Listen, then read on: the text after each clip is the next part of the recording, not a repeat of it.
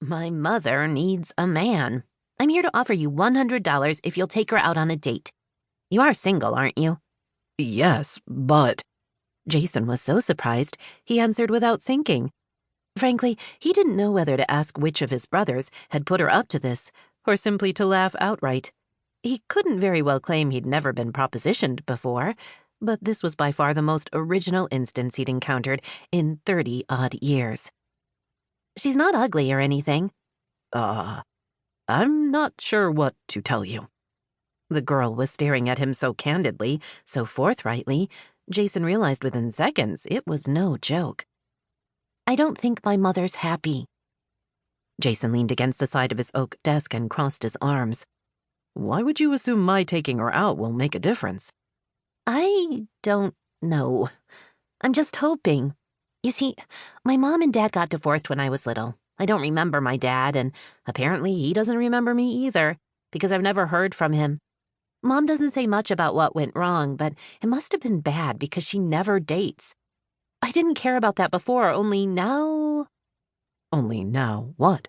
Jason asked when she hesitated. I want to start dating myself, and my mother's going totally weird on me. She says I'm too young. Boy, is she out of it. I'm not allowed to date until I'm 16. Can you imagine anything so ridiculous? Jason wasn't interested in getting involved in a mother-daughter squabble. Not being a father myself, I can't really say. The 9th grade dance is coming up in a few weeks, and I want to go. Your mother won't allow you to attend the dance? That sounded a bit harsh to Jason, but as he'd just stated, he wasn't in a position to know. Oh, she'll let me go, except she intends to drop me off and pick me up when the dance is over. And that's unacceptable? Of course it is. It's the most awful thing she could do to me. I'd be mortified to have my mother waiting in the school parking lot to take me home after the dance. I'd be humiliated in front of my friends. You've just got to help me. A note of desperation raised her voice on the last few words. I don't understand what you want me to do, Jason hedged. He couldn't see any connection between Carrie's attending the all-important 9th grade dance and him whining and dining her mother. You need me to spell it out for you? Carrie's eyes were wide, her gaze scanning the room. I'm offering you serious money to seduce my mother.